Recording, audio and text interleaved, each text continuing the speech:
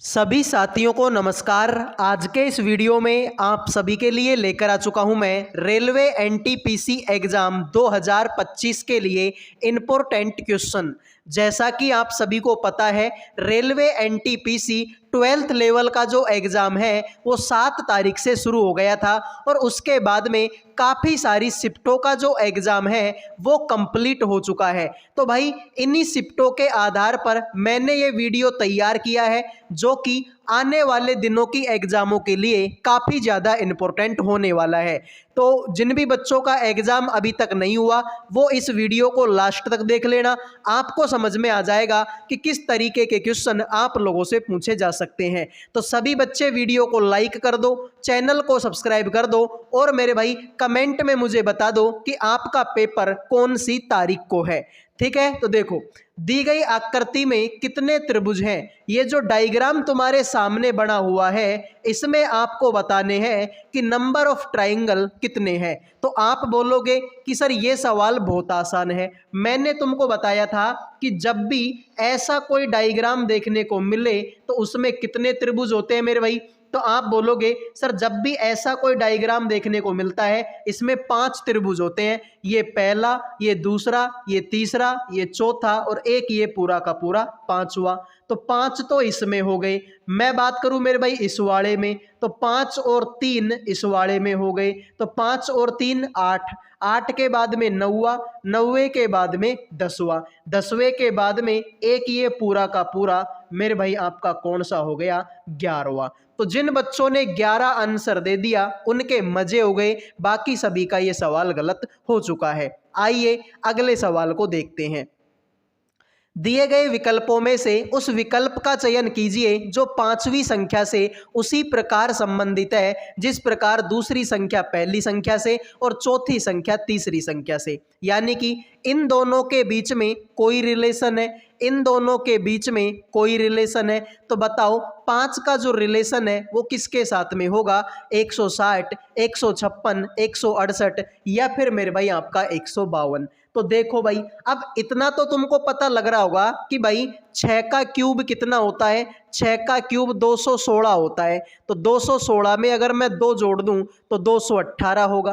तो ये तो आ गया। लेकिन भाई 3 का क्यूब तो 27 होता है, 27 में 2 जोड़ दूं तो 29 आएगा। सर यहाँ पर तो 56 है, मतलब क्यूब वाला लॉजिक तो हम इसमें नहीं अप्लाई कर सकते। ठीक है, तो कोई दूसरा लॉजिक लगाओ मेरे भाई। तो देखो ऐसा कर सकता हूं क्या मैं, यहाँ पर कितना है तुम्हारा 6, तो 6 का स्क्वायर कितना होगा 36। 36 को अगर मैं 6 से गुणा कर दूं तो आंसर 216 आएगा।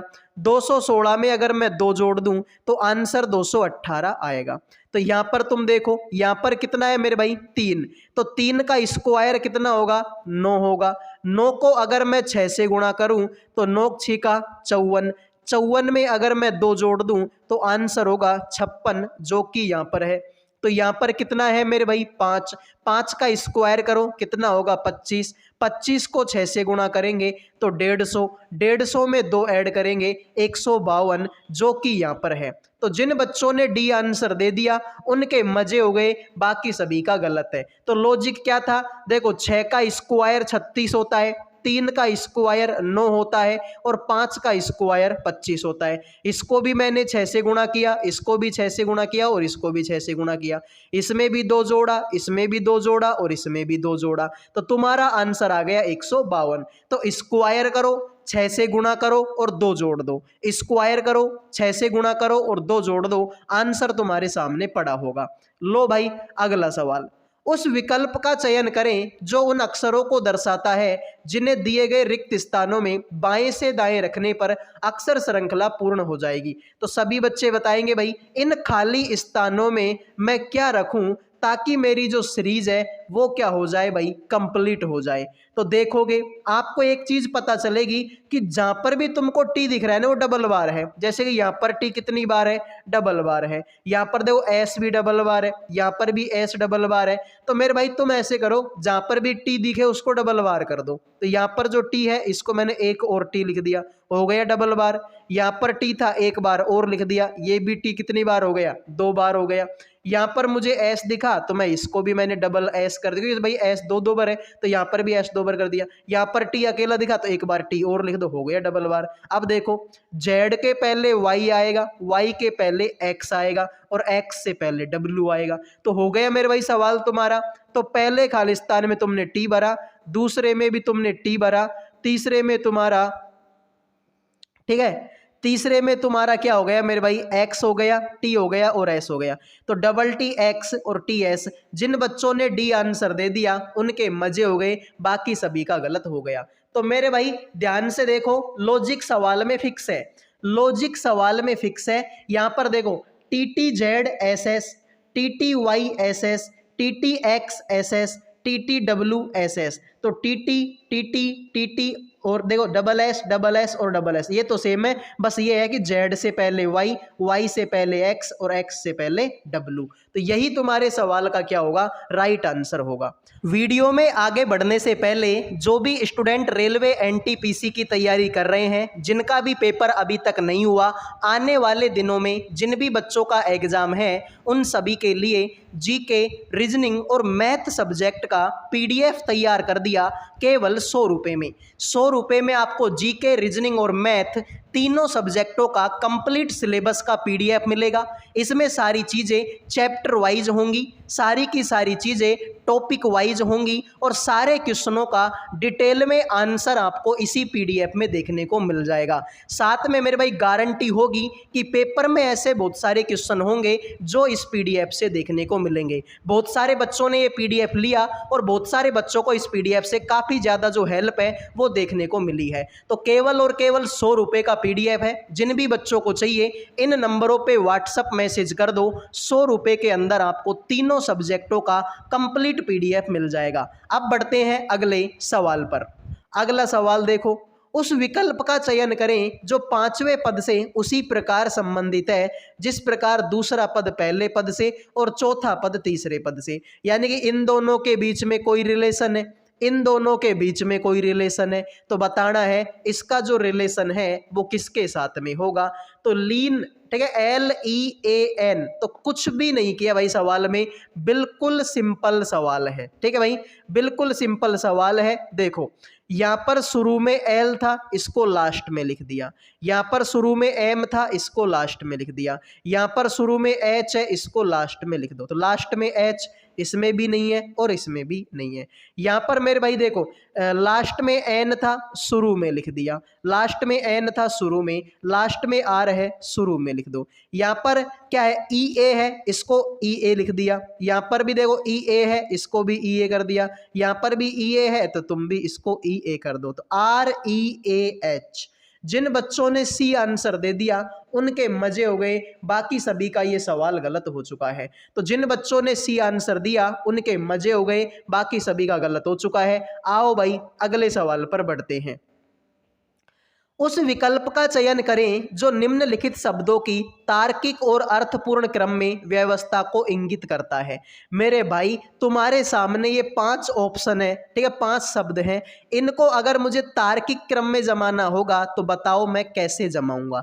तो भाई अगर मान लो कि तुम्हारे पास में एक फल है, ठीक है, एक फल है, उसका पेड़ है, तो अगर तुम फल को खाओगे तो तुमको पहले क्या करना पड़ेगा भाई। मान लो कि तुम्हारा मन कर रहा है कि तुमको आम खाने हैं, तुम्हारा मन कर रहा है कि तुमको अनार खाने हैं, तुम्हारा मन कर रहा है कि तुमको सेब खानी है, तो तुमको क्या प्रोसेस करनी पड़ेगी। तो सर सबसे पहले तो मुझे बीज लाना पड़ेगा, ठीक है, बीज को लाने के बाद में बीज से फिर तुम्हारा पौधा बनेगा। हाँ सर, बीज का पौधा बनेगा, पौधे के बाद में उसमें फल आएंगे, पौधे के बाद में फल आएंगे, फल के बाद में फल आएगा तो उसको तोड़ना पड़ेगा और तोड़ने के बाद में उसको खाना पड़ेगा। तो राइट आंसर तुम्हारा होगा 3 5 2 4 1। तो पहले बीज लाएंगे, बीज को उगाएंगे तो पौधा बनेगा, पौधे में फिर फल आएंगे, फल को फिर तोड़ना पड़ेगा और तोड़ने के बाद में फल को खा सकेंगे। तो राइट आंसर तुम्हारा क्या होगा, ऑप्शन नंबर सी होगा। ठीक है, आइए अगले सवाल पर बढ़ते हैं। सभी बच्चे प्लीज भाई वीडियो को लाइक कर दो, चैनल को सब्सक्राइब कर दो। लाइक और सब्सक्राइब करने का कोई पैसा नहीं लगता। जब दर्पण को दर्शाए गए तरीके से MN पर रखा जाता है तो दिए गए संयोजन का सही दर्पण छवि का चयन करें। बताओ भाई इसका दर्पण प्रतिबिंब कैसा बनेगा। 1 सेकंड का सवाल है ये। अब 1 सेकंड का कैसे है, तो देखो ऐसे पता चलता है कि सवाल में 1 सेकंड कैसे लगेगी। भाई देखो यहाँ पर तुम्हारा जैसा y है सेम डिट्टो y यहाँ पर बना दिया। अरे अगर वैसा ही बनाना था तो फिर दर्पण में देखने का फायदा क्या हुआ मेरे भाई, मतलब ये तो गलत हो गया। सर यहाँ पर तुम्हारा ये y सीधा बना हुआ है, इसमें देखो सर y की टांग ऊपर कर दी, यानी ये गलत हो गया भाई, ये भी गलत है। तो ऐसा इसी में है। जिन बच्चों ने आंसर दे दिया ऑप्शन नंबर 1 उनके मजे हो गए, बाकी सभी का ये सवाल गलत हो चुका है। तो बहुत आसान सवाल था। आइए अगले सवाल पर बढ़ते हैं। देखो एक निश्चित कूट भाषा में फादर को इस तरीके से लिखा गया, कपल को इस तरीके से लिखा गया, तो बताओ उसी भाषा में रिमेन को कैसे लिखा जाएगा। फादर को लिखा गया इस तरीके से, कपल को लिखा गया इस तरीके से, तो बताइए रिमेन को कैसे लिखा जाएगा। तो आप बोलोगे सर FATHER उल्टा करके लिख दिया, FATHER। यहाँ पर देखो COUPLE COUPLE, यहाँ पर देखो REMAIN तो REMAIN, तो REMAIN। जिन बच्चों ने आंसर दे दिया ऑप्शन नंबर सी उनके मजे हो गए, बाकी सभी का गलत हो चुका है। तो सी आंसर देने वालों ने मौज काट दी, बाकी सभी का क्वेश्चन गलत हो चुका है। आओ भाई अगले सवाल पर बढ़ते हैं। ऐसे सवाल बहुत बेहतरीन लेवल के सवाल होते हैं और भाई तुम्हारी एग्जाम में लगभग 4 क्वेश्चन, ठीक है भाई, अप्रोक्सीमेट 4 क्वेश्चन मैथमेटिकल ऑपरेशन के आ रहे हैं। ठीक है, तो ऐसे सवाल बहुत इंपॉर्टेंट है, तुमको याद होना चाहिए। तो भाई देखो अगर तुम पहला ऑप्शन अप्लाई करके देखोगे तो देखो इन दोनों को जोड़ना पड़ेगा। भाई पहले ऑप्शन में यही है कि ठीक है, पहले ऑप्शन में यही है कि इनके बीच में लगा दो प्लस का चिन्ह, यहाँ पर लगा दो माइनस का चिन्ह, यहाँ पर लगा दो बराबर का चिन्ह और यहाँ पर लगा दो गुणा का चिन्ह। तो 15 5 का 75, ठीक है, तो ये तो भाई बहुत ज्यादा आएगा, यानी ये तो हो नहीं सकता। दूसरे ऑप्शन में ठीक है भाई इनके बीच में तुमको प्लस का चिन्ह लगाना पड़ेगा, इनके बीच में भाग का चिन्ह लगाना पड़ेगा, फिर यहाँ पर तुमको बराबर करना पड़ेगा और यहाँ पर तुमको गुणा लगाना पड़ेगा। ठीक है भाई, दूसरा ऑप्शन यही बोल रहा है कि पहले भाग का चिन्ह लगाओ, सॉरी प्लस का, फिर दूसरे नंबर पर भाग का चिन्ह, तीसरे नंबर पर बराबर का चिन्ह और चौथे नंबर पर गुणा का चिन्ह। तो देखो भाई 14 चौके 56, तो 71 प्लस में 4 और 15 5 का 75, तो इधर को भी 71 और 4 75 और इधर को भी 75, तो हो गया 75 इक्वल टू 75। मतलब भाई दूसरा ऑप्शन सही है। तो दूसरा ऑप्शन सही है मेरे भाई। देखो 14 चौके 56, यानी 14 का भाग 56 में देंगे तो 4 बढ़ जाएगा, तो 71 और 4 75 हो गया और 15 5 का ये भी 75 हो, इधर को भी 75 इधर को भी 75। LHS equal to RHS। आइए अगले सवाल को देखते हैं। ये भी भाई सेम वैसा ही सवाल है जैसा हमने जस्ट अभी अभी किया है। ठीक है भाई, जैसा हमने अभी अभी किया सेम वैसा ही सवाल है। तो देखो भाई दूध पीने वाला जो बच्चा होता है ना भाई, वो भी बता देगा कि पहला ऑप्शन अप्लाई नहीं होगा, क्योंकि भाई यहाँ पर मैं बराबर का चिन्ह लगाऊंगा। अब देखो इनके बीच में गुणा का चिन्ह लगाना पड़ेगा, सॉरी प्लस का, इनके बीच में गुणा का चिन्ह और यहाँ पर माइनस का चिन्ह। तो मेरे भाई सीधी सी बात है 44 गुणा 4 आंसर बहुत बड़ा हो जाएगा, 61 तो कभी नहीं आने वाला, तो ये तो वैसे ही गलत है। दूध पीने वाला बच्चा ये भी बता देगा कि सर दूसरा ऑप्शन भी अप्लाई नहीं हो सकता, क्योंकि इनके बीच में तो माइनस का चिन्ह लगेगा, उसके बाद में है बराबर का, तो यहाँ पर बराबर का चिन्ह, तो 19 में से 4 गया तो 15। अब देखो यहाँ पर है गुणा का चिन्ह, भाई इनको गुणा करेंगे 44 गुणा 59 करेंगे तो आंसर बहुत बड़ा हो जाएगा भाई, क्योंकि 44 को मल्टीप्लाई 59 से करेंगे तो आंसर तुमको पता है बहुत बड़ा होगा, और यहाँ पर तो सिर्फ 15 ही है, तो ये आंसर भी तुम्हारा नहीं हो सकता।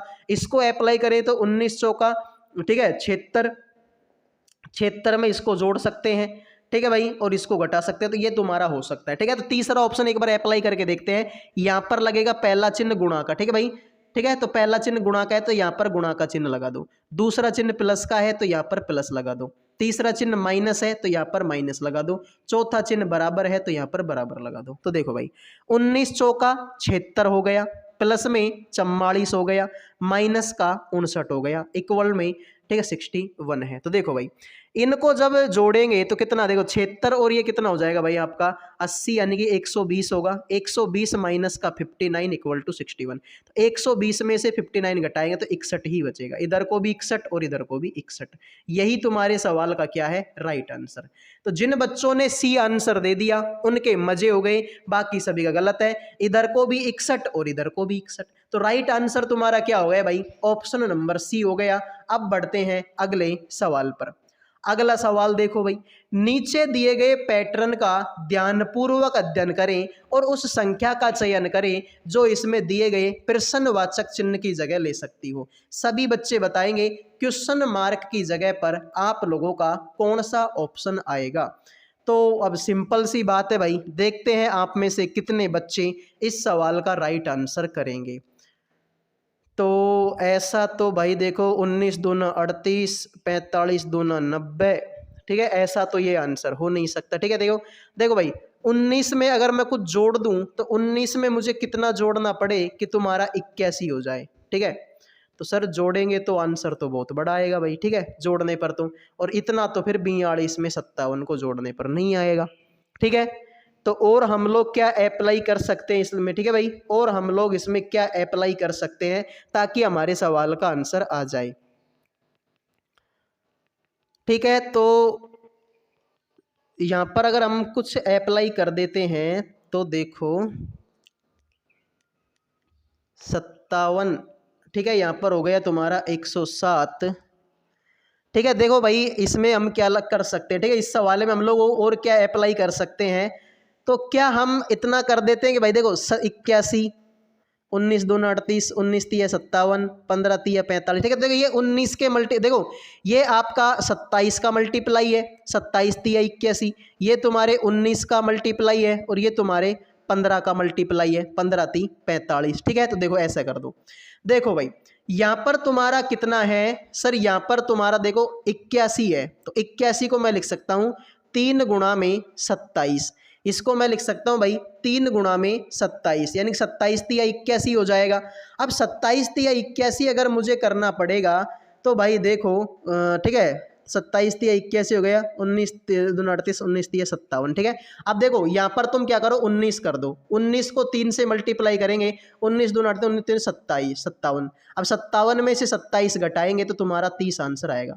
सेम काम यहाँ पर 57 है, 57 को लिख सकता हूँ 3 गुणा में 19। तो ऐसे करो, इसको तो 3 से गुणा कर दो तो 42 तिया 126 होगा, और ऐसे करते हैं। ठीक है, यहाँ पर इसको जोड़ देते हैं, तो इसको जोड़ेंगे तो 9 और 7 का 16, यानी कि ये तुम्हारा हो गया 126 हो जाएगा।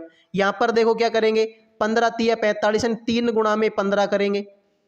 ठीक है, तो 23 तिया 69 हो जाएगा, और यहाँ पर मैं कितना लिखूंगी, जिनको जोड़ने पर 69 हो जाए तो आप ऐसे करो 54 लिख दो। 54 और 15 कितना होता है, 69 होता है। तो सर बात तो तुमने एकदम सही बोल दी, 54 तुम्हारे इस सवाल का क्या होगा, राइट आंसर हो जाएगा। ठीक है भाई, 54 तुम्हारे इस सवाल का क्या होगा, राइट आंसर आपका हो जाएगा। ठीक है, तो देखो भाई तुमको समझ में आया मैंने क्या किया।